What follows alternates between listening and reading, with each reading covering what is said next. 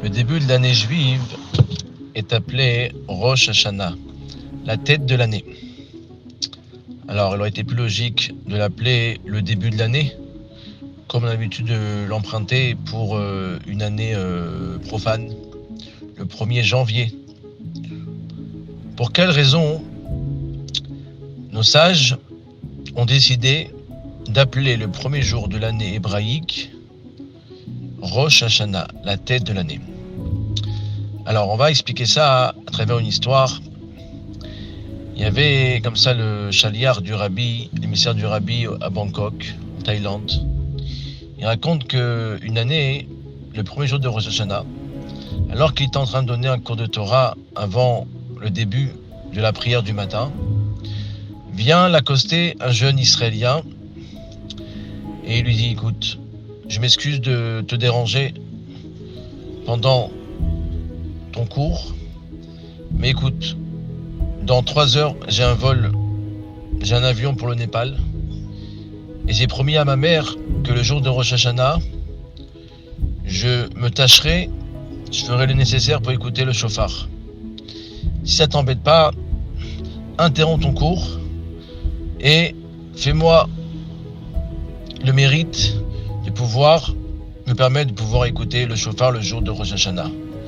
Alors l'émissaire du rabbi, bien sûr, qui était très ouvert, lui dit: écoute, avec plaisir, il n'y a aucun problème, ça ne m'embête pas d'arrêter mon cours pour permettre à un juif d'écouter le shofar le jour de Rosh Hashanah.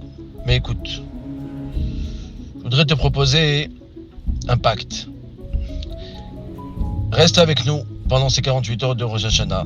C'est le début de l'année. C'est le jour de jugement, un jour très important, très saint. Et moi, je t'assure que le lendemain de Rosh Hashanah, je t'emmène à l'aéroport et tous les frais de changement de billets, ou même s'il faut repayer un billet, je me charge de le faire. Alors, ce jeune Israélien qui n'avait pas l'habitude du tout de pratiquer, de garder la fête de Rosh Hashanah, réfléchit pendant quelques instants et lui dit: tu m'as convaincu. Il n'y a aucun problème, je reste avec vous pendant 48 heures. Et bien sûr, le lendemain de Rosh Hashanah, le chaliar du rabbi donc fait le nécessaire pour pouvoir le permettre de pouvoir se rendre au Népal. Un mois après, le chaliar va prendre son courrier et, à sa surprise, en ouvrant une de ses enveloppes, il voit comme ça une lettre où c'était marqué: je voudrais vous remercier pour ce que vous avez fait il y a un mois.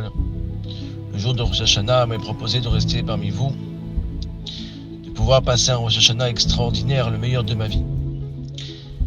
Ce que je voulais vous raconter, ça fait 4 Shabbats que Baruch Hashem, je respecte.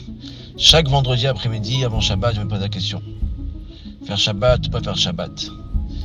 Étant donné que j'ai bien commencé l'année, alors je me dis, bon, c'est dommage de la gâcher. Et Baruch Hashem, grâce à votre intervention, motivation au jour de Rosh Hashanah, je pratique depuis un mois le jour de Shabbat. Ce qu'on retient, chers amis, de cette histoire, c'est la manière comment on va aborder ces 48 heures de Rosh Hashanah. Alors, le Rosh Hashanah, la tête de l'année, va avoir de l'impact et de l'influence sur l'avenir et sur toute l'année. De la même manière que la tête, c'est elle qui va contrôler tout le corps. Lorsque un membre du corps se fait mal, la tête automatiquement ressent. La même chose, le comportement qu'on va avoir, les 2 jours de Rosh Hashanah également, ils vont avoir de l'impact et de l'influence sur toute l'année. C'est la raison pour laquelle, en passant, on s'efforce le jour de Rosh Hashanah de manger des aliments qui sont doux, de ne pas manger d'aliments qui sont amers, qui sont acides. Pourquoi ? Parce que tout ce qui va se passer le jour de Rosh Hashanah, ça va avoir une influence capitale et importante sur toute l'année. Donc, Bezrat Hashem, préparons-nous convenablement pour ce grand jour de Rosh Hashanah. Et on souhaite, Bezrat Hashem, que chacun de nous soit inscrit dans le livre de la vie avec des bons jugements, une bonne parnassa, une bonne santé pour toute l'année. Et Bezrat Hashem, que cette tête de l'année qui va être sûrement positive, va avoir une influence que positive. On verra d'une manière visible et tangible du bien de manière dévoilée pendant toute l'année. Amen, Ken, Yehi, Ratzon.